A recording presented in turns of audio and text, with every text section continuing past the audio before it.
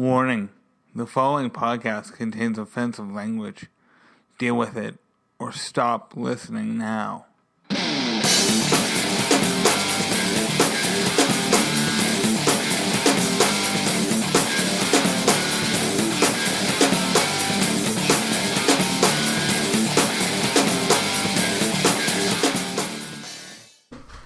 Hey, and welcome to the very first episode of C+C Liberty Factory, a podcast that is going to be political in nature and designed to trigger a lot of folks, hopefully, and get them talking about issues that are considered taboo on both major party spectrums.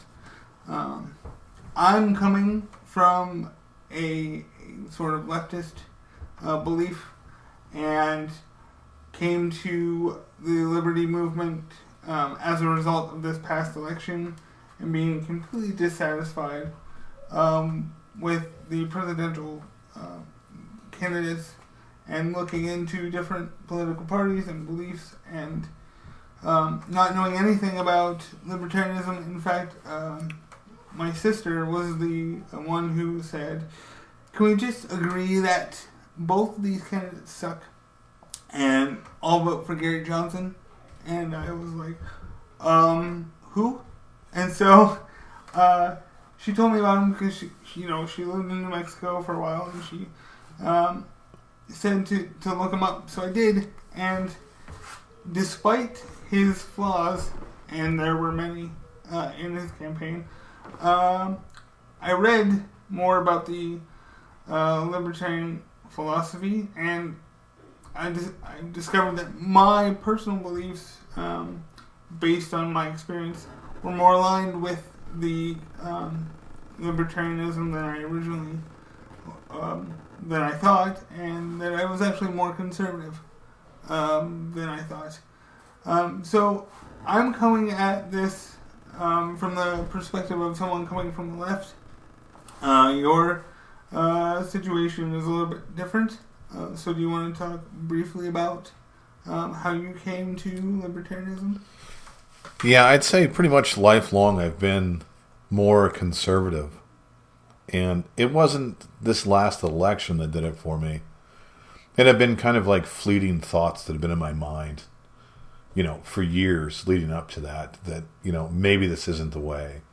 And maybe I'm not a libertarian. Maybe I'm just behind that movement because it's not of the two major parties that are out there. I want more freedom for people, but on certain subjects, things need to happen. One of the things that we were going to open up the show with is definitely a triggering subject. And from us coming from different backgrounds, you didn't have too much of a thought process on it. But where we differ is that we're both from a small town. We both grew up here. I joined the military, and I lived on the West Coast for about 20 years, and I just recently came home. And between California, Arizona, Nevada, Oregon, and Washington, there is a huge immigrant population that is there. And the problem that I think that we find here is that if you have any kind of issue with illegal immigration or immigration in general, you are labeled a racist. Nothing with laws is talked about. It's just simply the color of their skin and to throw that at you. Whereas a lot of people that are not in those states or other states that have illegal immigration as an issue or a population, they really don't know what the hell they're talking about. They're just reading editorials and articles from other people. Right, and that's kind of where I was at. Because, we don't live in a border state. I've never been directly affected by illegal immigration. So honestly, it was a topic that I honestly didn't care about one way or the other. And that was wrong of me, but I guess being a leftist, so I guess my standpoint was exactly that. People that were for immigration tougher immigration laws were inherently racist, and it was just, another way that the rich man, the rich white man, was trying to keep people down. And that was it. I mean, honestly, and that kind of thinking is complete and total bullshit. But that was, I went along with the party rhetoric and said, yeah, if you want tougher immigration laws, you're racist, conservative, and that was my belief. And I didn't look into it, because had I looked into it, I would have realized that the Democrats were the ones that, have been kind of leading the charge, so to speak, in recent history for tougher immigration and immigration reform. When I started to do research,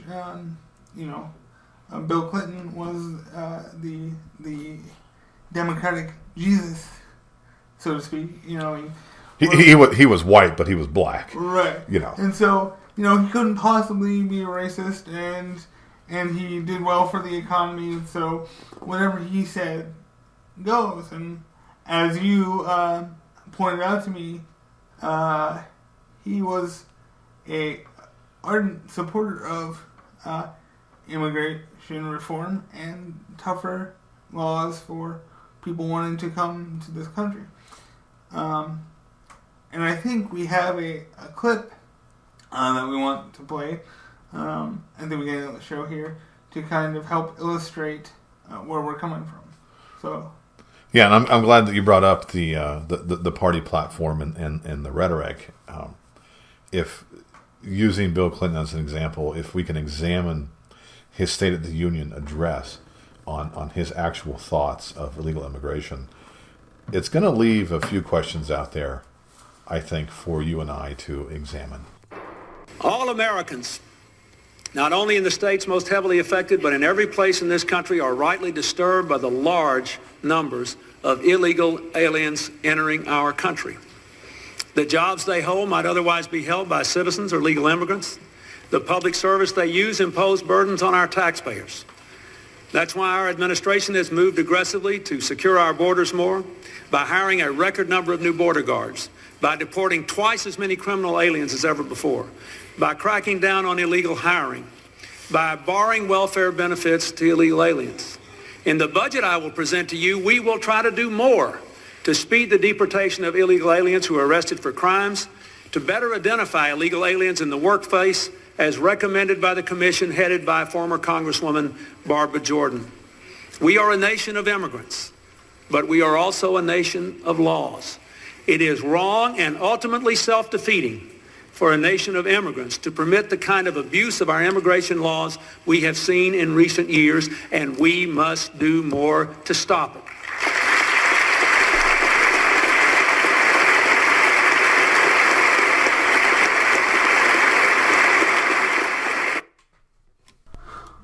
Wow, that was some thunderous applause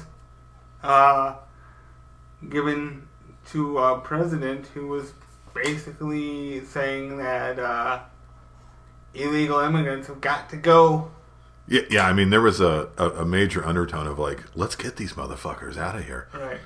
So obviously there has been a shift that's happened where you can't. I can't imagine, with the exception of Trump, but I think I can't imagine any traditional party candidate speaking like that anymore. I think Trump got away with it because he wasn't the establishment, and I think he appealed to people because they can smell the bullshit, and so that's why, I think in large part he said a lot of things to get attention, but I can't see like a traditional candidate in today's society saying something like that.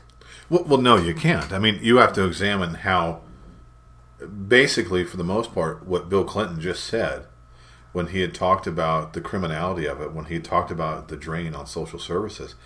This is kind of reading between the lines when Trump gave his speech about running for president. He said they're rapists, they're criminals, they're this, they're that, whatever. The problem is that Bill Clinton would be called a racist in today's world. Right. It's funny to me because Trump called them bad hombres. Mm-hmm. And there was a huge outcry. People were just outraged by how dare he call them bad hombres.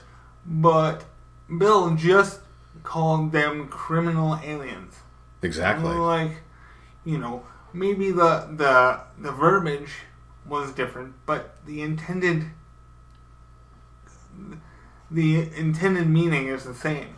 Well, absolutely. So I don't know. So why do you think immigration is such a contentious issue? I mean, even amongst libertarians, they can't agree on it themselves. I've read some libertarian points of view that say no borders at all, and then and that's the camp that I kind of fell into until I heard Milton Friedman speak about you can't simultaneously have a welfare state and have open borders because it's not sustainable. That kind of economy is not sustainable. And he brought up this interesting point. He said in 1914, when people were coming into Ellis Island, whatever, did anyone think that immigration was a bad thing? So we had a little minor technical difficulty there. So I'm going to pick up with my point that I was trying to make before. So Milton Friedman, in a speech that he was given, said that, when immigrants were coming into Ellis Island in 1914, did anyone think that immigration was a bad thing? No. They welcomed people to come in because at that time there was very little government involvement in social welfare, and so people contributed to the economy. So we wanted more people, because the more people there were, the more they contributed to the economy. It created a robust economy, and it was good for the United States. And then you have government intervention and government regulation start to come into play, and people become disincentivized to work. I think I just made up a word. You did. It's fine. We all know what you meant. Yeah, but so people, the government's providing more social services, and so people are wanting to now, and this has changed even from the time that he gave this talk, because at the time that he gave the talk, he said, illegal immigrants don't qualify for entitlements, but that's not the case. Oh, it's incredibly not true. So I think that obviously we have to do something to secure our borders and to make the process to become a legal citizen. Do we make that process easier? Would that deter some of the people coming over illegally? And then I have to ask the question, because I don't know, if there's a process to legal citizenship, why are people coming over illegally? The quintessential question, the pathway to citizenship. I think we have to examine kind of where you were going with Ellis Island and understand that you're dealing with kind of exactly the same thing, but kind of not exactly the same thing. We had, at the time, we had Polish people, Germans, we had Italians, we had Irishmen that were coming over. We had people that were changing their name because they didn't want to be associated with who they were in their past life. But in big cities where they lived, there was segregation amongst themselves. There has always been fallout from immigration. You can't stop it. There's no way to do it. We live in a more classy, gentleman, humanitarian type society now, even in the last 50 to 70 years of when this took place, or more. But you're always going to have that. There's nothing you can do to get away from that. But the difference would be is that they're coming in through Ellis Island, they're putting their name down, they're becoming American citizens, and they're becoming productive is what they're doing. No matter what they're doing, they're becoming productive. And what we have now is we have anywhere between 13 and 20 undocumented illegals or aliens or whatever the hell we're going to call them today that are obtaining work, just like Bill Clinton had said. How the hell does an illegal obtain work? People have to look at that process. How do you do that? How are you paying taxes as an illegal? How does that happen, Charlie? I don't know. Like I said, honestly, I don't know much about this. I don't really have a horse in the race, so to speak, yet. Right. I feel very green in this issue. I'm a sponge for knowledge with this, so I don't know. I see a lot of things saying, well, the left is saying that the illegals are coming in and doing jobs for the farming industry that no one here wants to do, that are dangerous, and that's why it's a good thing. Well, okay, but so isn't there kind of an underlying thought process to that? Well, these people are doing dangerous jobs and we don't want to do them, so they're doing them, so they must be expendable? Like, doesn't it kind of seem that way? Like, because I bought into that. I thought, well, it's good for the farming industry, because what else are we gonna do? But like, when you think about it, that's a weak argument. It is. It's taking the value of their life and putting it next to nothing. Right. What I can tell you is this: is that I visited California a couple years ago, and where I had visited was Salinas, California. A lot of farms in that area. A lot of that produce was sent to South America. A lot of produce that we get is brought in and imported from South America. So that argument itself is kind of null and void. On top of that, you have to look at, in California and a lot of these other democratic states, or primarily democratic states, who is hiring illegals? And you have to branch off from that. Is the racist, backwoods, old boy network going to hire anybody who's not white? All common sense would tell you no. And so you have to look at the very people that are advocating for illegal immigration are the ones that are exploiting them, hiring them for cash, and paying them under the table, which is preventing them from getting their health care, which is preventing them from getting a prevailing wage. And at the same time, they're talking out the other side of their mouth is that you need to be able to have them here. It's absolute bullshit. I have worked with illegal immigrants.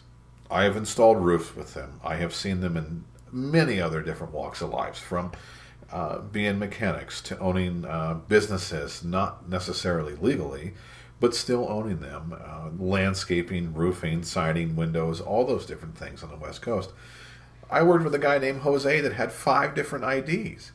Jose A, last name, Jose B, last name, Jose C, Jose F, last name.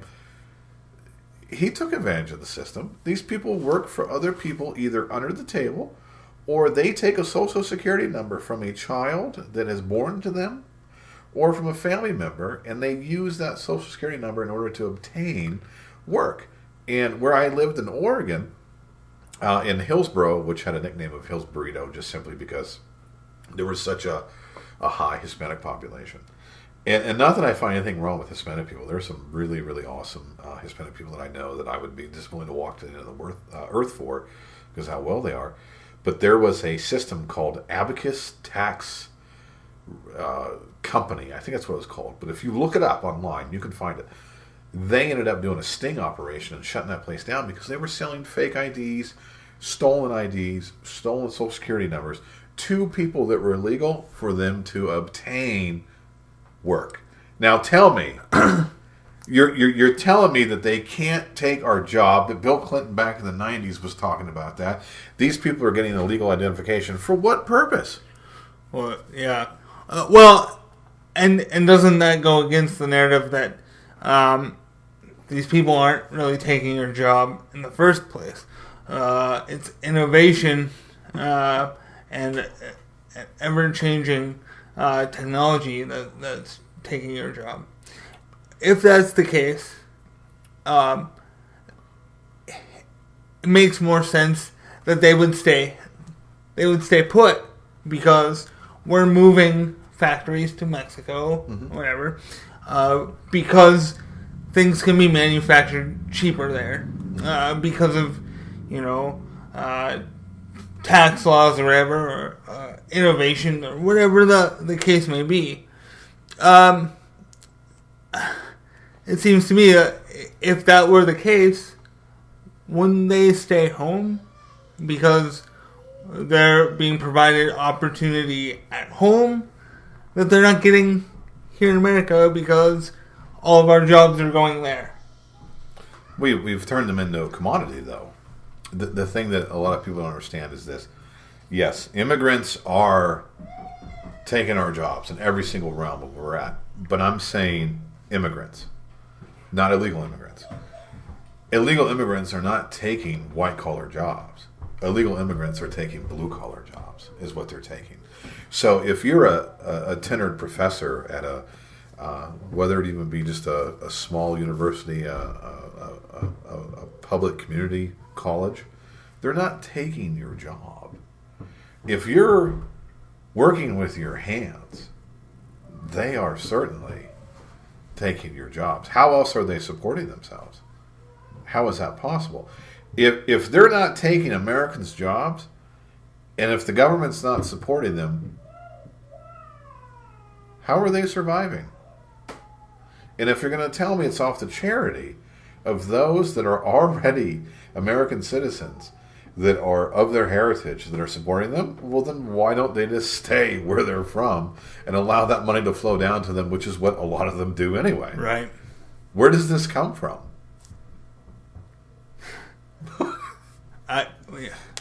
And I don't have all the answers either. Right. So, how do, according, because it's impossible to come up with all the answers.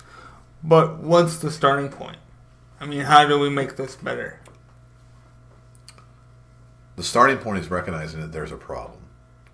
When you have between, 7 and 20 million, whatever it is, it's recognizing the problem. It's recognizing the fact that there is some criminality that's associated to it. There is some tax issues that are associated to it. And as much as that pains me to say the word tax, because we both believe that taxation is theft. But if we can't, at the very moment, at least get out of that scenario, you've got to make it to where they pay their fair share. You have to. And that's not happening. It's certainly not happening. When you do a cost-to-ratio analysis on what it takes to have a mother insured with her child that she's having that's going to be an American citizen, with the benefits that she's getting, while her spouse who's undocumented is working for cash, basically they're coming out ahead above people that are American citizens that are paying their bills, that are playing by the rules. And there's a number of people that are okay with that. And the reason is it goes back to racism, and it goes back to white privilege. Fuck the rest of us because we're white. Give them a leg up because they're brown. I know it's kind of fucked, but it's true. Yeah, that's a... Well, I mean... that's a hard statement to swallow. But, I mean, I think that leads into a different topic about white privilege, which I think white privilege is kind of, this new check your privilege thing. Yeah. And I think it's a perspective issue. I just want to say, I love all people. I don't have any hatred or malice or ill will towards people. It's just the way that our societal constructs have gone. Yeah. Today. But, I'm it's those kind of statements based on experience and statistical information. Is what it's hard to refute. It's hard to refute that, but it doesn't fit nicely into a little bow when you're preaching about open borders and everyone deserves an opportunity, but not everyone. Everyone that looks a certain way. I don't know what I'm trying to say. I think that statement that you made kind of... It's mind-fucking, isn't it? Yeah. But you know what, though? I mean, if you think about this, it's very, very true. Look at, and you examine this, look at the white privilege argument. Of course it would make perfect sense. Make perfect sense. Keep the borders open. White people will do good no matter what because they're fucking white. And the browns, the blacks, the yellows, everyone needs that leg up. Which brings me into kind of a secondary thing here. The Asians were kidnapped and brought to this country to build our railroads. I mean, like, seriously. Yeah. I mean, like, seriously. If you want to piss off an Asian person, just bring up the fucking railroads. I mean, because it's a million times more offensive than calling them any kind of slur ever, especially if they're educated and know the history of American history and what happened there. I'm not going to apologize for what happened. I didn't have shit to do with it. It just is what it is. But look, with affirmative action, coupled with illegal immigration, you've got the Asian kid who's got to score 200 points fucking higher than anyone else in order to be accepted into that school. And what are they doing, Charlie? They're single-handedly out-earning and out-educating the rest of us. And you know what they're doing? They're like, hey, it's redemption, motherfuckers. Oh, yeah. That's exactly what they're doing. They're just counting their money. They're counting their education. They're saying we're getting smart. We're out-earning you. And they're not a squeaky wheel. Fuck it. They're a prideful bunch. Yeah. That's all there is to it. But, you have illegal immigration of all walks of life. You've got Hispanic. Unfortunately, Hispanics were the highest amount. It's a known fucking fact. So look it up. It doesn't mean I'm racist. It's just what it is. But you have Russians that are here illegally. You have Koreans, different Asians, Guatemalans, South Americans. You have all of them. It's just that the highest amount happens to be these people.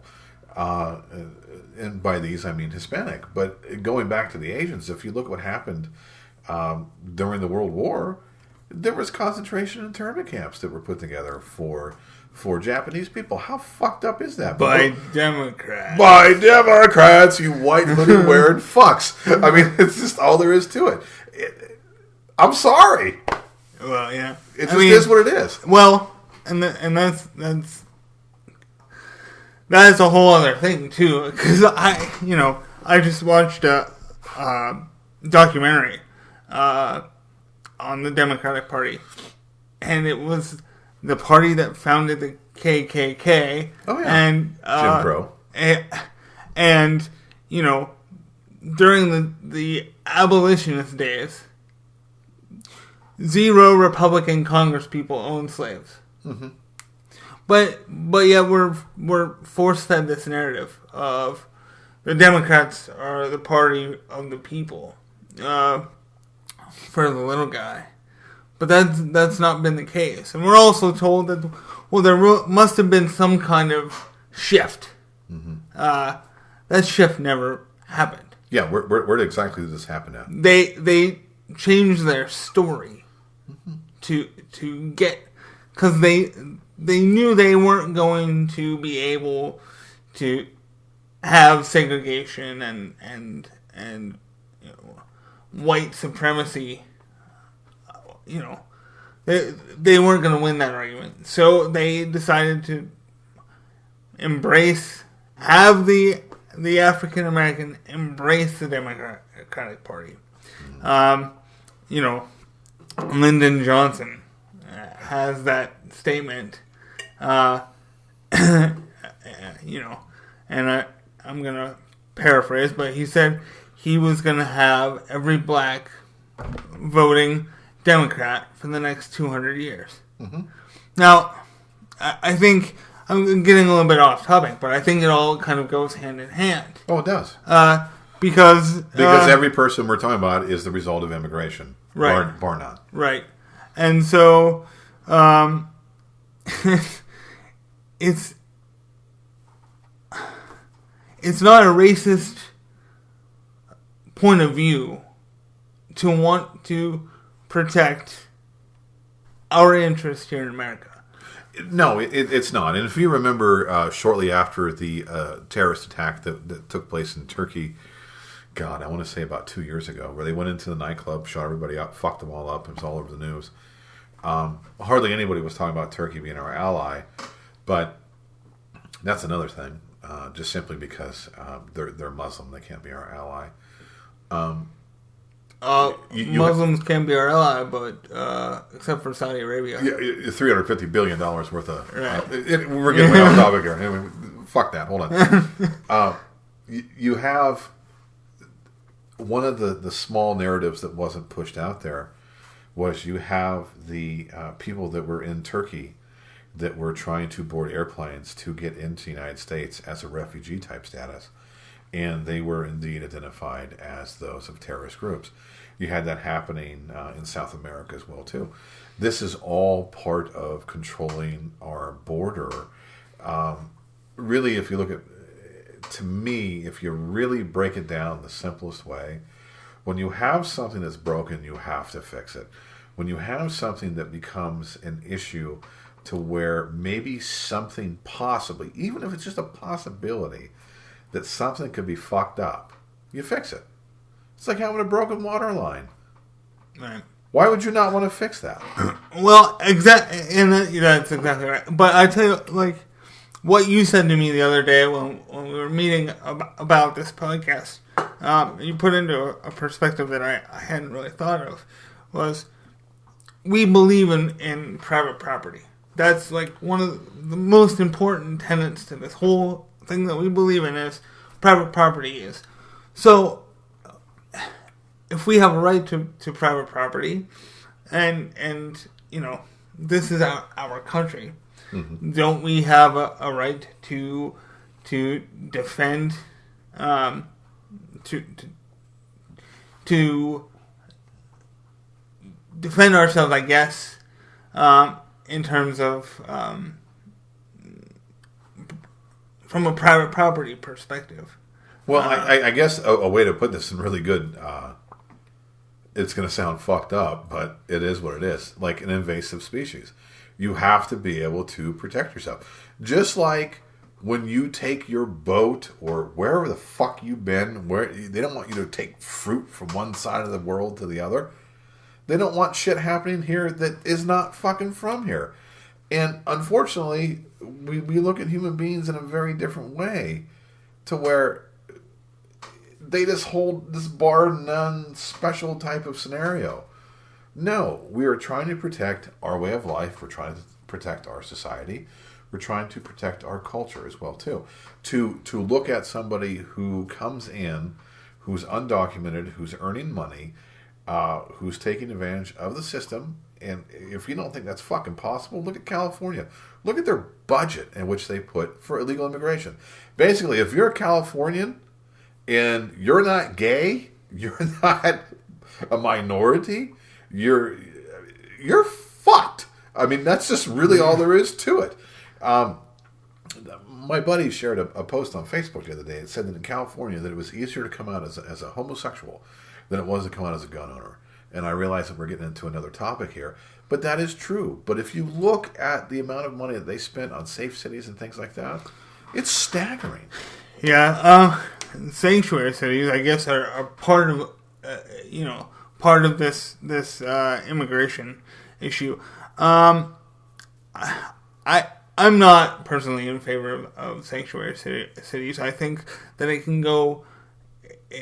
can turn into a very, very bad thing, and I think we're seeing that in places like New York now. Mayor Nick de Blasio considers drunk driving a minor offense and refuses to deport illegal immigrants who commit this crime. But we see that this can backfire.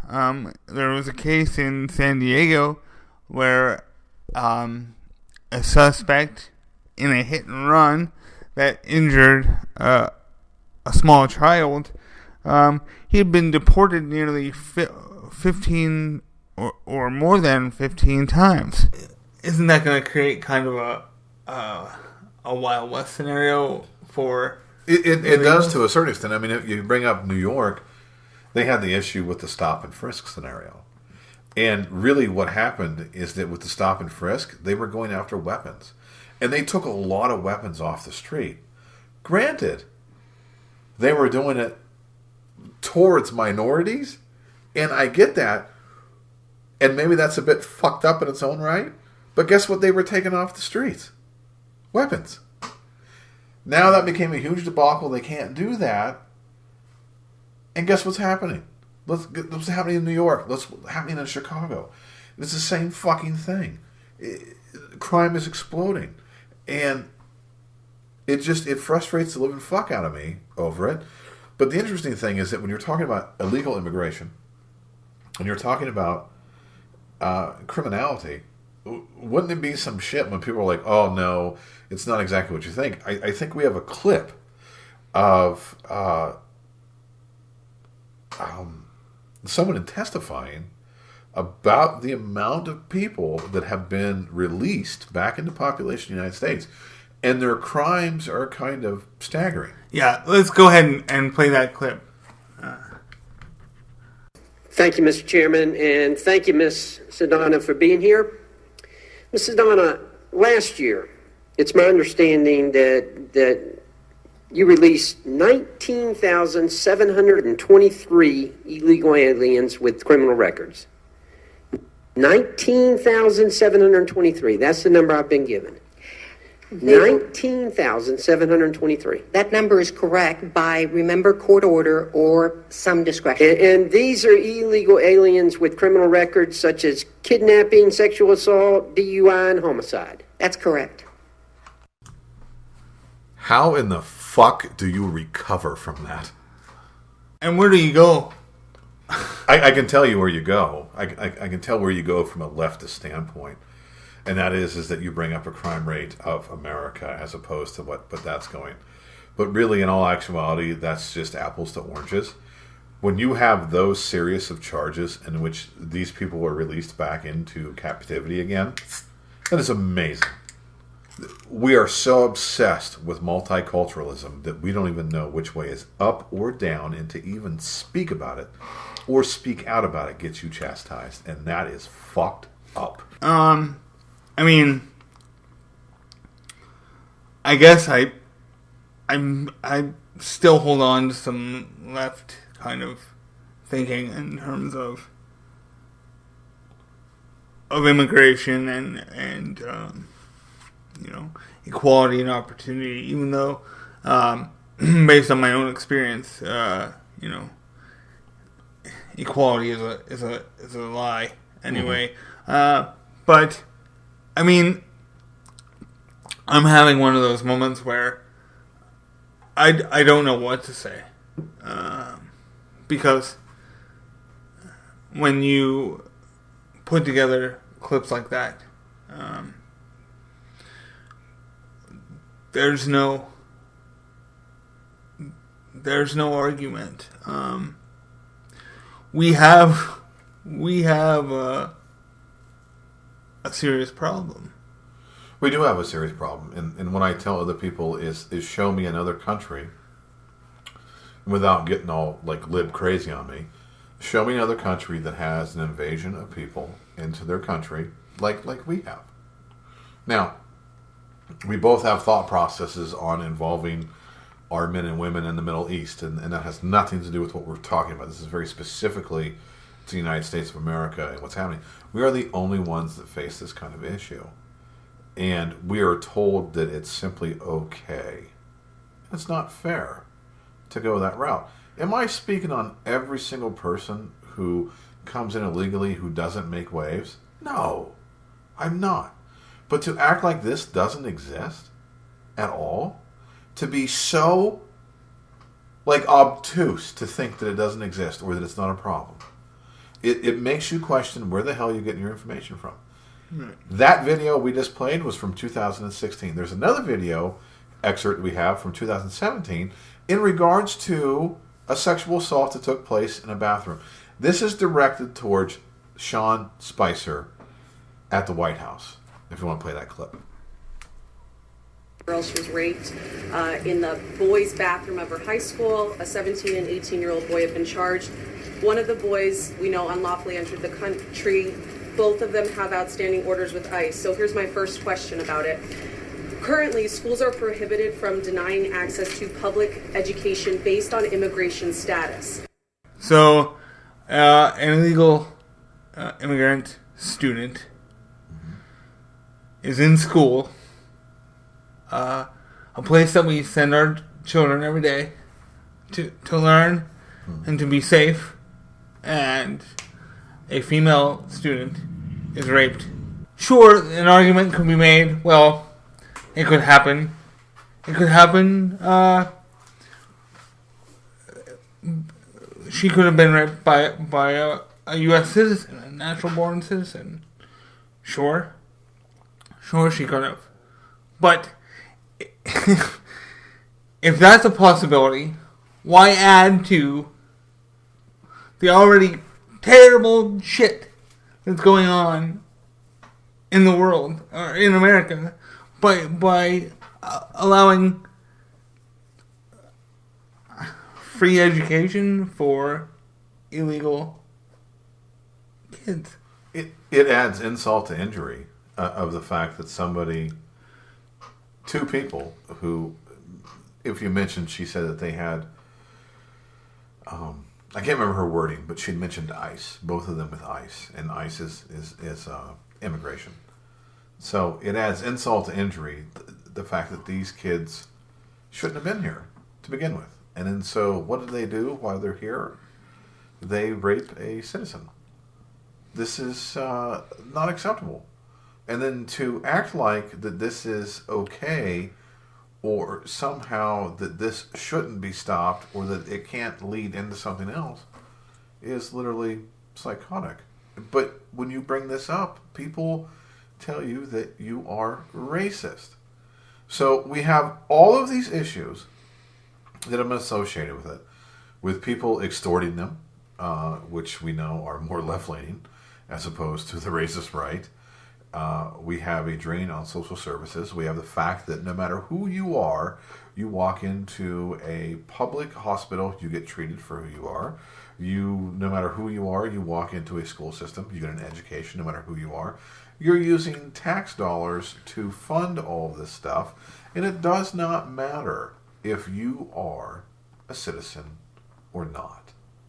And then if you speak out against the fact that somebody who wasn't supposed to be here to begin with, who did something terrible, you are literally the biggest piece of shit on earth. You are scum. How is this possible? How is this any different than somebody invading your privacy, coming into your home, and doing the same thing? This is our land. Sorry, it is what it is. Maybe not 300 years ago, but it is today. What are you supposed to do? I think you have to do something, and that's it's not really a conclusion, but I didn't believe there was anything that could be done or should be done. Now I do.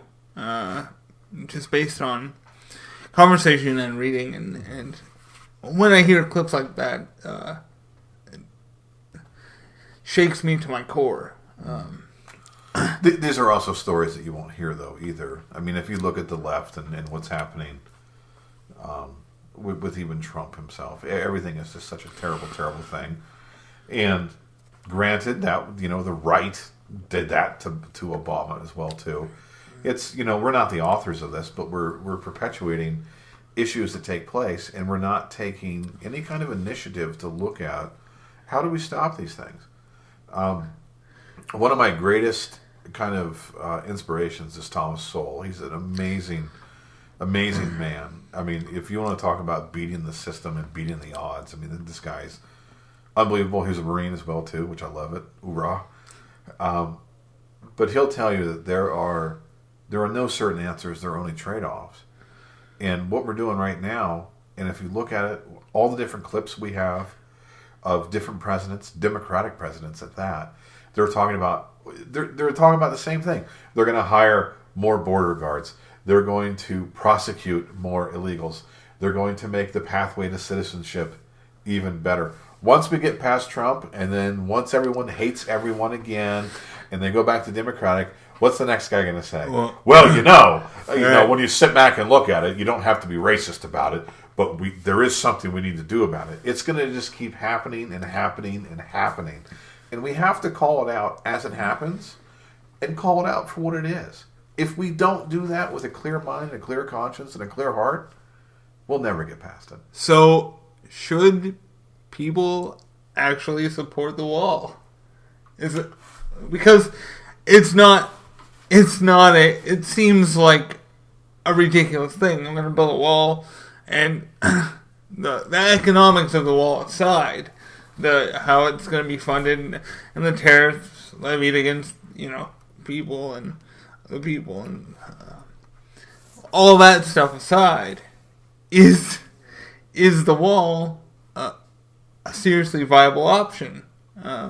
One would think if you could actually pass legislation that would stop but then it becomes a moral issue. If you could stop the education process, if you could stop the healthcare process on illegals and people that aren't citizens, one might be able to ascertain that you might have sixes or might even come out ahead if you make the wall. I don't know.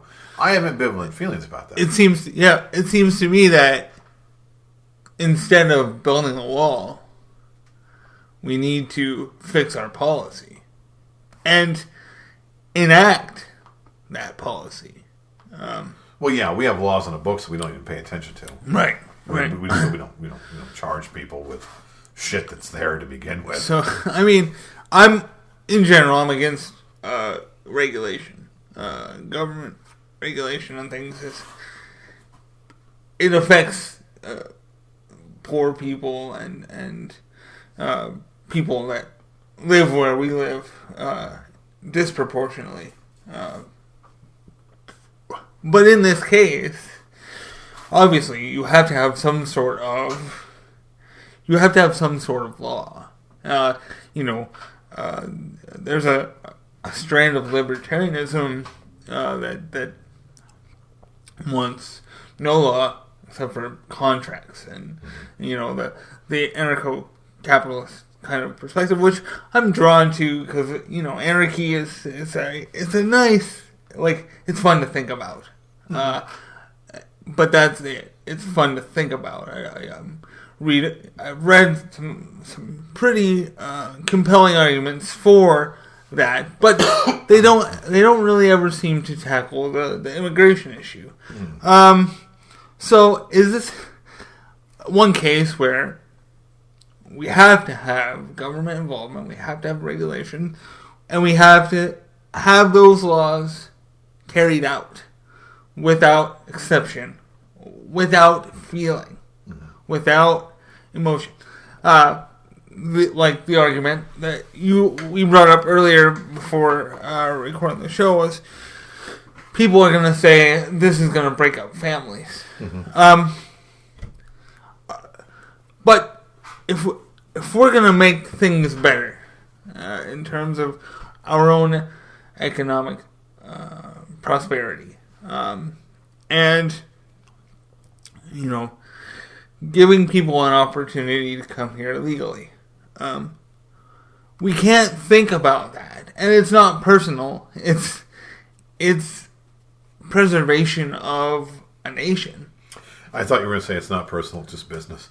I thought it was going to be like a Trump innuendo, just to piss people off. But people say, well, America's not a business, and you can't run America like a business, and that's true because government doesn't really produce anything. But in a sense, yeah, I mean. But everybody who's involved behind the scenes in America on the top echelon is all business related, though. Too. Right. It's all about lining their pockets with whatever cash. And that's what's going to happen with this thing. There's going to be lobbyists involved. If we're going to build a wall or do whatever to fix immigration, there's going to be lobbyists involved that are going to lobby for their point of view to make sure that they get their piece of the action. And that's a problem too. And I think what a lot of liberals, when they rage against the machine, they're raging against the wrong enemy. I think they target Republicans and conservative ways of thinking, and they like to blame capitalism.